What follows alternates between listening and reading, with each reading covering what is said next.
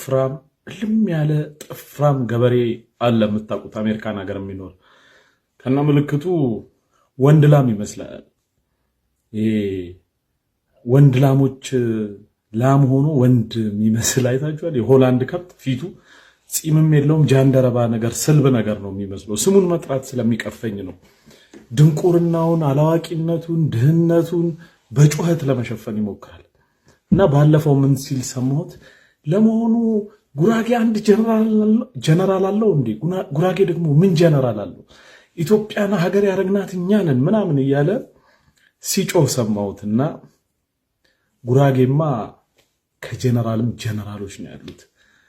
ጉራጌ እኮ እሱ ከወጣበት ማህበረሰብ ይሄ የሚጮኸው በሬ ከወጣበት ማህበረሰብ አንጻር በብዛት ካየነው በጣም ጥቂት ህዝብ ነው። ያ ጥቂት ህዝብ ግን እሱ ከወጣበት ማህበረሰብ በላይ ወታደራዊ ጀነራሎችና አርበኞችን አፍርቷል። እስቲ ዛሬ ጠቀስ እናርጋቸው። ከቀደምቶቹ እነ ፊት አውራሪ ሀብተ ጊዮርጊስ ዲነግዴ የጉራጌ ልጆች ናቸው። እነ ደጃዝማች ገረሱ ዱኪ፣ እነ ደጃዝማች ባልቻ አባ ነፍሶ ይጠቀሳሉ። ገረሱ ዱኪ የኦሮሞ ማህበረሰብ አባል ናቸው፣ የጉራጌ አባል ናቸው የሚባል ነገር ነበረ። የተወለዱት በወሊሶ ከተማ ነው። ከአባታቸው ከኦቦ ዱኪ ጉልማና ከእናታቸው ከወይዘሮ ወርቄ አልሞ በወሊሶ ከተማ የኦሮሞና ጉራጌ ማህበረሰብ ተቀላቅሎ የሚኖርበት አካባቢ የተወለዱ ናቸው። በአብዛኛው ታዲያ በተለይም የክስታኔ ጉራጌ እንደሆኑ ነው የሚነገረው። ደጃዝማች ገረሱ ዱኪ እነ ፊት አውራሪ ሀብተ ጊዮርጊስ ዲነግዴ በምኒልክ ሰራዊት ውስጥ ዋና የጦር መሪ የነበሩ ናቸው። እነ ደጃዝማች ባልቻ አባ ነፍሶም እጅግ ታዋቂ አርበኛ ነበሩ። ከዘመናዊት ኢትዮጵያ የመከላከያ ሰራዊት ግንባታ ደግሞ እጅግ ትልቁን ሚና የተጫወቱት የኢትዮጵያ መከላከያ ሰራዊትን በኢታማጆር ሹምነትና የምድር ጦር ዋና አዛዥ የነበሩት ሜጀር ጀነራል ወልደ ስላሴ በረካ የማይተካ ሚና የተጫወቱ እጅግ ታላቅ ጀነራል የቻሃ ጉራጌ ልጅ ናቸው። እነ ሌተናንት ጀነራል ይልማ ሺበሺ፣ እነ ሜጀር ጀነራል ሙልጌታ ቡሊ፣ እነ ሜጀር ጀነራል ጥላሁን አርጋው፣ እነ ሜጀር ጀነራል ወልደ ጻዲቅ ገብረ መስቀል፣ እነ ጀነራል ሐሰን ኢብራሂም፣ እነ ሌተናንት ጀነራል አለምሸት ደግፌ ባልቻ፣ እነ ጀነራል ታሪኩ ላይኔ ካስታወሳችሁ በደርግ ጊዜ የናደው እዝ በኤርትራ ዋና አዛዥ ነበሩ። መንግስቱ ኃይለማርያም በግፍ የረሸናቸው ሰው ናቸው። እሳቸው በተረሸኑበት ዕለት ማታ የሻቢያ ሬዲዮ በምሽት የዜና እወጃው ላይ ደርግ በግራ እጁ ቀኝ እጁን ቆረጠ ብሎ ጀግንነታቸውን የመሰከረላቸው እጅግ ጀግና አዛዥ ነበሩ። የናደው ጦርም እሳቸው በተረሸኑ በጥቂት ወራት ውስጥ ሙሉ ለሙሉ በሻቢያ ሰራዊት ተደመሰሰ እና እነዚህንና መሰል ጀግኖችን ያፈራ ነው ጉራጌ። ለምሳሌ ሌተናንት ጀነራል ተስፋዬ ኃይለማርያም እስካሁን ድረስ ኤርትራ የዘመታችሁ ሰዎች በኢትዮጵያ ወታደርነት ተቀላችሁ ተስፋዬ በር የሚባል ቦታ አለ ኤርትራ ውስጥ።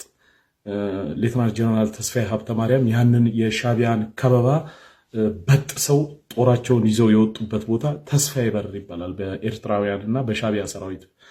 ሌተናንት ጀነራል ተስፋዬ ሀብተ ማርያም በህብረተሰባዊት ኢትዮጵያ የምንጊዜም ወደር የማይገኝለት ጀግንነት ሜዳይ ተሸላሚ ነበሩ በደርግ። አሁንም በህይወት አሉ። ሂዛላ ስቲል በጣም እጅግ በጣም ጀግና የአየር ወለድ አባል የነበሩ ሰው ናቸው ሌተናንት ጀነራል ተስፋዬ ሀብተ ማርያም። እነዚህንና መሰል ጀግኖችን ያፈራ ጉራጌ ሙሉውን ጠቅሼም አልጨረስኩትም። ጉራጌን በፈሪነት የሚጠቅሱ ሰዎች እጅግ በጣም ይገርሙኛል። ጉራጌ ማህበረሰብ በአብዛኛው በጨዋነት፣ በትህትና፣ በታታሪነት፣ በጀግንነት፣ በደግነት ይታወቃል። ጨዋነትንና ትህትናን ከፈሪነት ጋር አያይዘው የሚገልጹ ሰዎች አላዋቂዎች ናቸው ከማለት ውጭ ሌላ አይነገርም። እነዚህ ዛሬ የጠቀስኳቸውን የጉራጌ ጀነራሎች አብዛኛው የጉራጌ ወጣቱ ማህበረሰቡ የእነሱን ስም እየጠራ ዳንኪራ ሲደልቅ አናየው። ምክንያቱ ምንድነው ያልን እንደሆነ እያንዳንዱ ጉራጌ በራሱ ታሪክ ሰሪ ነው።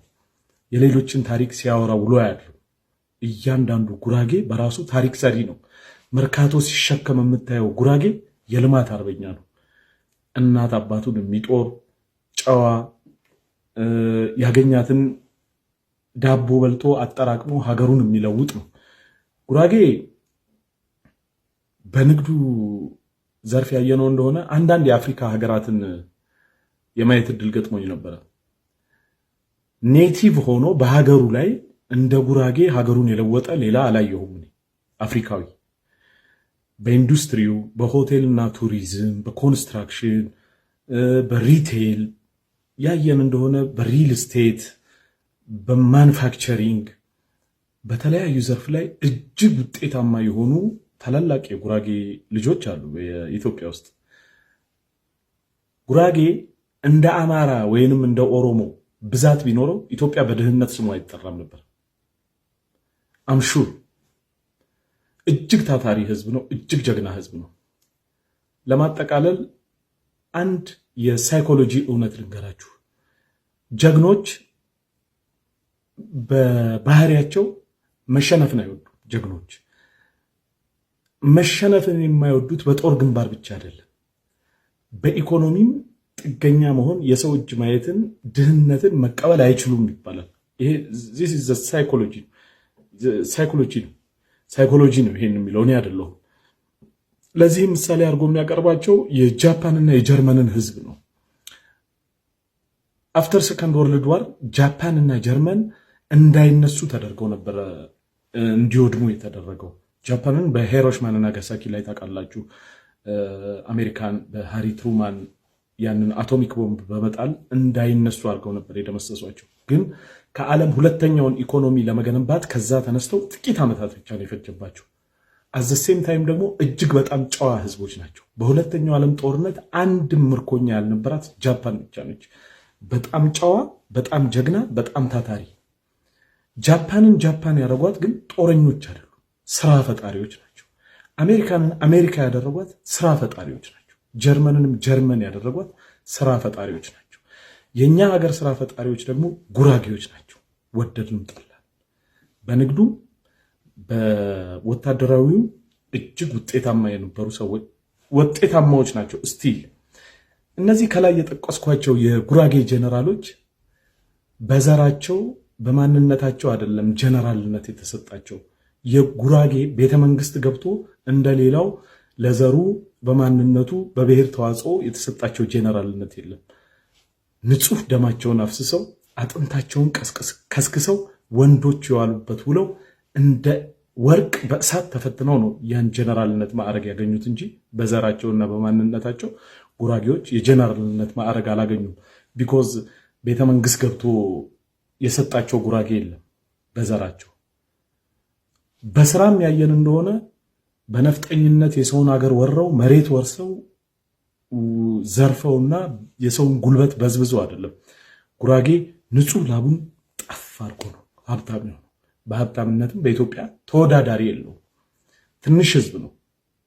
በጀግንነቱ ድህነትንም ጠላትንም ያንበረከኩ ብዙ ጀግኖችን ያፈራ ጉራጌ ነው። በቲክታክ ፕላትፎርም ላይ እና